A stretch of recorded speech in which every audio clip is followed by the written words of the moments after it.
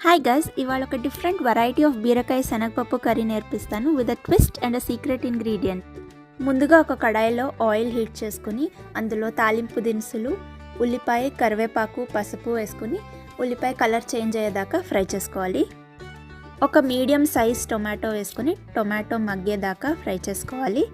తర్వాత ముందుగానే కడిగి క్లీన్ చేసుకున్న మెంతికూర, ముక్కలుగా కట్ చేసుకున్న బీరకాయ, ముందుగానే నానబెట్టుకున్న శనగపప్పు అన్నీ వేసుకుని మూత పెట్టుకుని ఒక 5 మినిట్స్ లో ఫ్లేమ్ మీద మగ్గనివ్వాలి.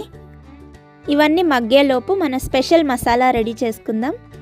మసాలా చాలా సింపుల్ అండి. మసాలా కోసం మీ కారానికి సరిపడే అన్ని పచ్చిమిరపకాయలు, పచ్చి కొబ్బరి, నీళ్లు, ఉప్పు అన్నీ వేసుకొని ఒక స్మూత్ పేస్ట్ లాగా గ్రైండ్ చేసుకోవాలి.